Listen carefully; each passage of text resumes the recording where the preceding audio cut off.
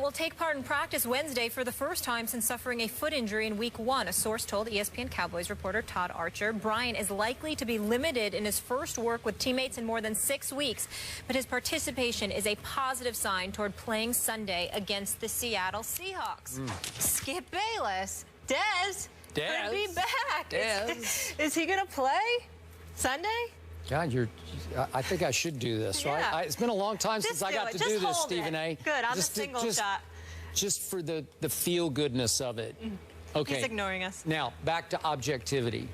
Yeah. I guess there's a chance Dez Bryant will attempt to play against the Seattle Seahawks at Jerry World on Sunday. I'm going to go Stephen A. on the Steelers. As we heard earlier in this show, Stephen A. Smith took the stance that he does not want Big Ben to play yet. He should save himself to make sure he's ready to go for the back half of the season by not playing this Sunday against the Cincinnati Bengals in Pittsburgh. That was Stephen A.'s earlier stance on this show. I'm going to take a similar one here on Dez. I do not want him to play against the Rough Riders that are the Seattle Seahawks Legion of Boom. I don't think it is worth the risk because, and I'm going to be honest about this, Stephen A., I do not like my team's chances against the Seahawks at Jerry World this Sunday. Seattle owes Dallas. Dallas embarrassed Seattle at Seattle, as you recall, last year. The Legion of Boom snacks on backup quarterbacks like Matt Castle. In fact, it'll be the equivalent. Matt Castle will be like Oberto beef jerky, just another piece of beef jerky for Richard Sherman. You get out.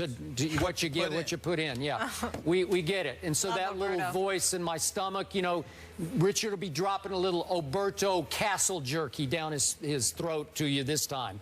I just don't love it. I'm sorry. It's the wrong place, wrong time. If I'm Dez, I wait one more week just to make sure that your surgery will take and hold. And let's go ahead and let it all fly against the Eagles the following week at Jerry World.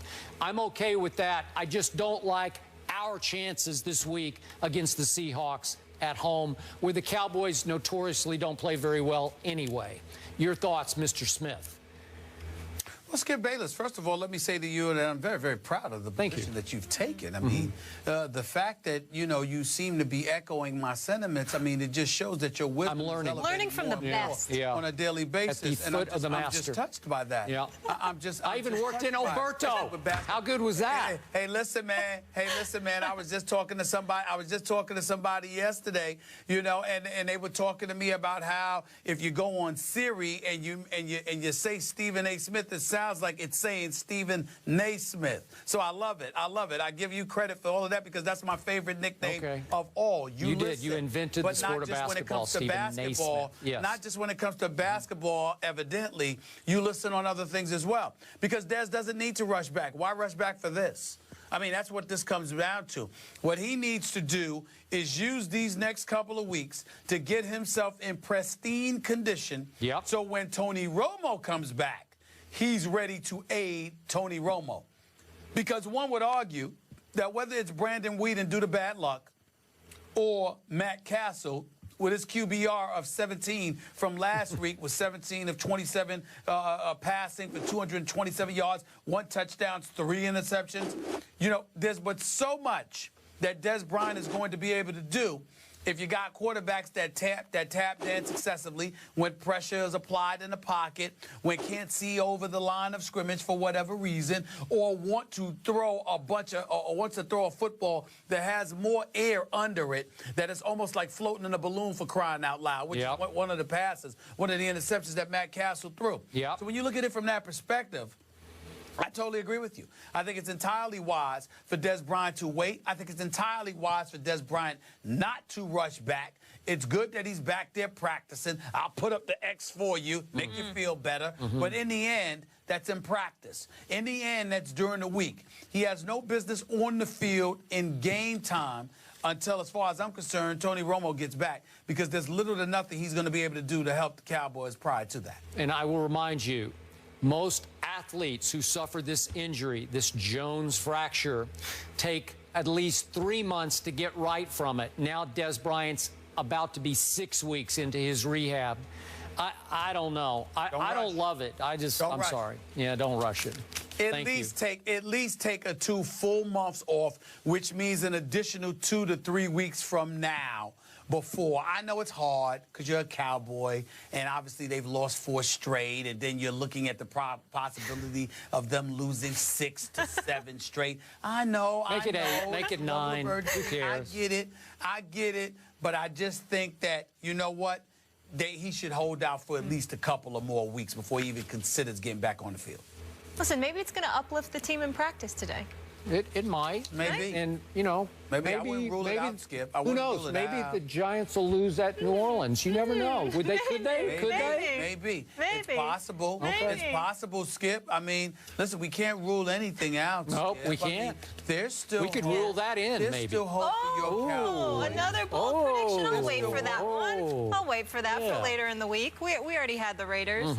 All right, moving on. Back to hoops. Karl Anthony Towns makes his NBA debut tonight versus the Lakers. Is he a lock for Rookie of the Year? The guys will debate that next. 2 picks in this year's NBA draft face off tonight in Los Angeles when Karl Anthony Towns and D'Angelo Russell make their debuts. But according to odds makers, neither are the favorite to win Rookie of the Year. 76ers center Jahlil Okafor is a 3-1 favorite, while Towns and Russell are 5-1 and 6-1 favorites, respectively. Stephen A., who's going to win Rookie of the Year? I got to tell y'all something. Okay. First of all, let's understand this. Karl Anthony Towns deserves to be the favorite to capture Rookie of the Year honors. The reason that I say that, Skip Bayless, is because not only is he going to be your starter at the 5, I spoke to Coach Sam Mitchell on my radio show for the Minnesota Timberwolves yesterday as well. And by the way, Skip, let's take a quick moment to pay our respects to the late, great Flip Saunders, definitely. head coach, president of the Timberwolves, and his passing. Wonderful guy. God We worked bless. with him here at ESPN. Obviously, Coach, God bless him and his family. Let's just say that. Yep. But when you look at Karl Anthony Towns, they've got him starting at the 5. So because he's going to start at the 5 and he's being schooled and tutored by KG, and he could also play that stretch 4, he's going to be in position to put up some decent numbers. And he's got the inside track on that.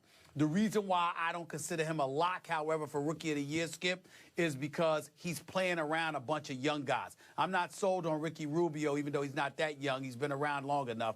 But Zach LaVine is his backup. Shabazz Muhammad at the 3, who loves to shoot. You're looking at Andrew Wiggins, who's going to be at the 2. Not sure about that. Yep. Here's the guys that I keep my eyes on.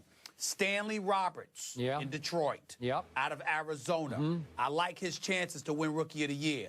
And Emmanuel Mudiay for Denver, who went to China and was supposed to be at SMU with Larry Brown.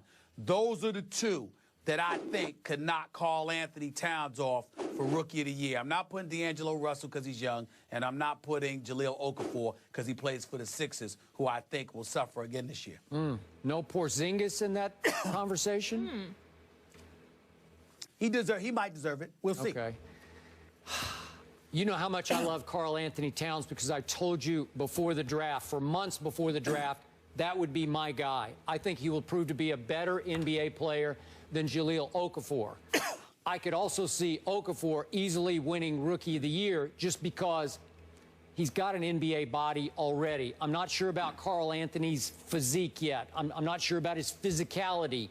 And even though we know the Sixers are not going to be very good either, I think that Okafor is going to be a fairly dominating rookie player.